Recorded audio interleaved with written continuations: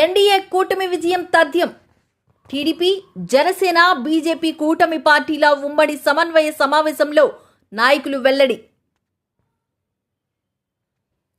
TDP రాష్ట్ర అధ్యక్షులు టెక్కలి శాసనసభ్యులు కింజారపు అచ్చెన్నాయుడు ఆదేశాల మేరకు శ్రీకాకుళం జిల్లా కోటబొమ్మాలి ఎన్టీఆర్ భవన్ టీడీపీ కార్యాలయంలో సోమవారం ఉదయం సమన్వయ కమిటీ సమావేశం నిర్వహించారు. ఈ సమావేశంలో టీడీపీ రాష్ట్ర కళింగ కోమటి బీసీ కన్వీనర్ బోయిన గోవిందరాజులు, టెక్కలి నియోజకవర్గ జనసేన ఇన్ఛార్జ్ కనితి కిరణ్, రాష్ట్ర బీజేపీ అధికార ప్రతినిధి పూడి తిరుపతిరావు, టెక్కలి నియోజకవర్గ కన్వీనర్ అట్టాడ రవి బాబ్జీలు పాల్గొని మాట్లాడారు. రానున్న ఎన్నికల్లో ఎన్డీఏ కూటమి విజయం తథ్యమని, టెక్కలి ఎమ్మెల్యేగా కింజారపు అచ్చెన్నాయుడిని, శ్రీకాకుళం ఎంపీగా కింజారపు రామ్మోహన్ నాయుడిని అత్యధిక మెజారిటీతో యాట్రిక్ విజయానికి కృషి చేయాలని అన్నారు. రాష్ట్రం అభివృద్ధి చెందాలంటే కేంద్ర ప్రభుత్వం తోడ్పాటు అవసరమని మోదీ, చంద్రబాబు, పవన్ కళ్యాణ్ చెప్పినట్లు వైఎస్ జగన్మోహన్ రెడ్డి అవినీతి ప్రభుత్వానికి వ్యతిరేకంగా డబుల్ ఇంజిన్ సర్కారు ఏర్పాటు చారిత్రాత్మక అవసరమని, దోపిడీ, హత్య రాజకీయాలు, మాఫియాలు, దాడుల నుండి రాష్ట్రాన్ని కాపాడుకోవాలంటే ఓట్లు చీలకూడదనే మూడు పార్టీలు కలిశాయని, జగన్మోహన్ రెడ్డి మిత్రపక్షాల మధ్య చిచ్చు పెట్టేందుకు రకరకాల దుష్ప్రచారాలు, రెచ్చగొట్టే రాతలు నీలి మీడియాలో రాయిస్తున్నాడని, జగన్ రెడ్డి ఉచ్చులో చిక్కుకోవడానికి మిత్రపక్షాలు గాని ప్రజలు గాని సిద్ధంగా లేరని అన్నారు. రానున్న ఎన్నికల్లో జగన్ దోపిడీ పాలనను కూలదోసి ప్రజలకు సూపర్ 6 పథకాలు అమలు చేస్తామని తెలియజేశారు.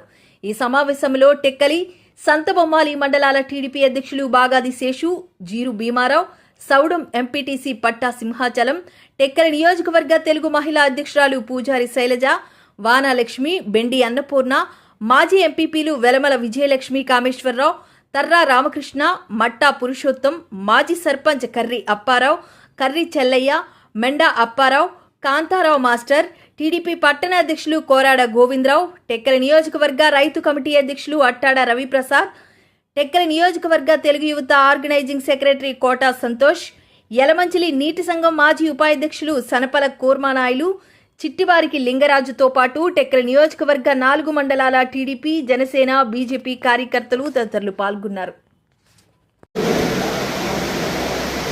ముఖ్యమంత్రి జగన్మోహన్ రెడ్డి గారు ఈ రాష్ట్రానికి ఏదో ఈ 5 సంవత్సరాల పరిపాలనలో బాగు చేసేసాను, అందరికీ సంక్షేమ పథకాలు ఇచ్చేశాను అన్నటువంటి దృక్పథంతో ఎన్నికలకు వెళ్తున్నాను.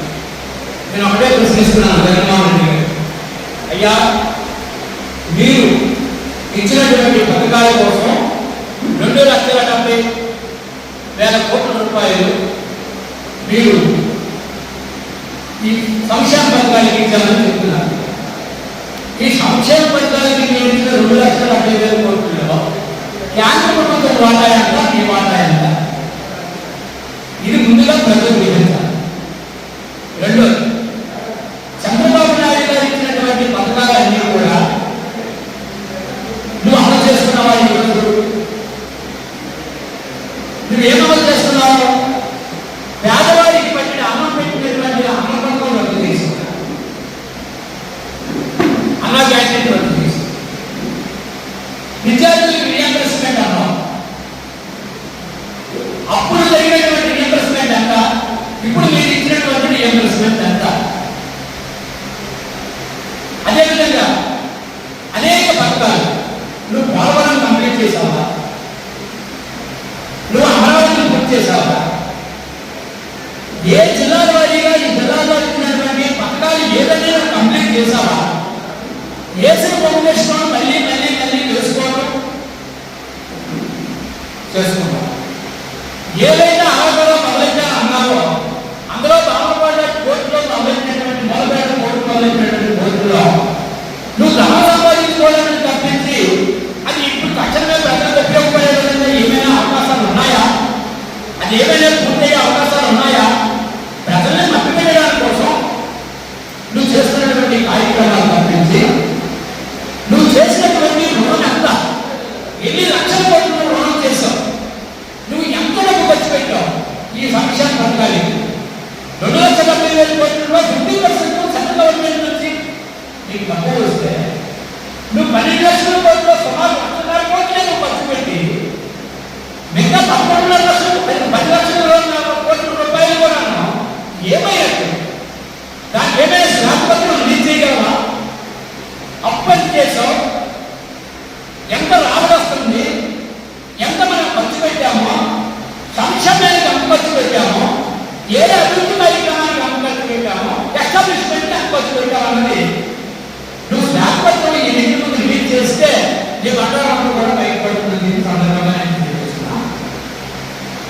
కాబట్టి ప్రజలు గ్రహించాలి, ఈ రాష్ట్రానికి ఒక సంక్షేమమే కాదు, సమస్యకి ఏ పార్టీ వచ్చినా ఇస్తుంది.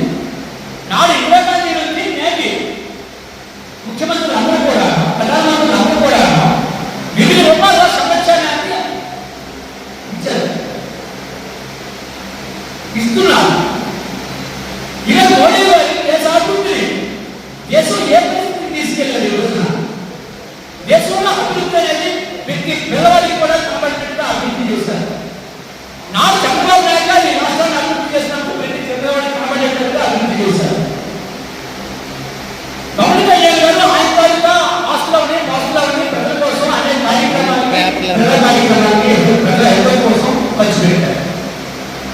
నువ్వు ఏం చేశావని ఎప్పుడైనా ఏ రోజైనా రూపాయలు ఇంట్రెస్ట్ తీసుకొచ్చి మీరు ఖర్చు పెట్టారా?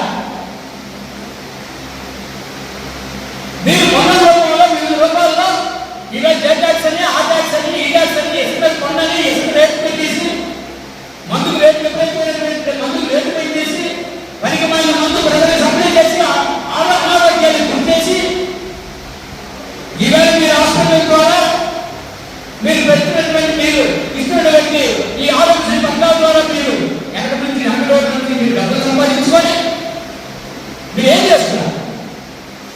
గతంలో పెట్టిన పథకాలన్నింటినీ దూచిపెట్టేసి ఈరోజు పేరు కొత్త పేరుతో పథకాలు తీసుకొచ్చి మీరు చేసుకున్నంతా కూడా ఒక అడ్వర్టైజ్మెంట్.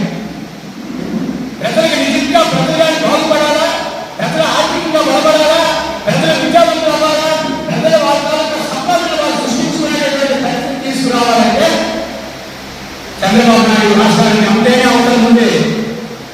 ఆయన మనం గెలిపించుకోవాల్సినటువంటి బాధ్యత ఉంది. ఈ రోజు 12 లక్షల కోట్లు అప్పుగా ఉన్నటువంటి ప్రభుత్వాన్ని లేకపోతే అధికార పార్టీ ఏ ప్రభుత్వం అధికారం వచ్చినా సరే 100% తెలుగుదేశం ప్రభుత్వం, ఈ ఉమ్మడి భాగస్వామ్య ప్రభుత్వం అధికారం వస్తుంది. ఏదైనా ప్రజలు పొరపాటుగా చేస్తే ఒకవేళ వైసీపీ ప్రభుత్వం అధికారంలోకి వచ్చినా సరే ఏ పరిస్థితిలో కూడా ఈ రాష్ట్రాన్ని మెయింటైన్ చేసే శక్తి ఆయనకు ఉండదని చెప్పి సందర్భంగా నేను తెలియజేస్తున్నాను. మళ్ళీ ఈ రాష్ట్రానికి కేంద్ర ప్రభుత్వం సహకారం అవసరం.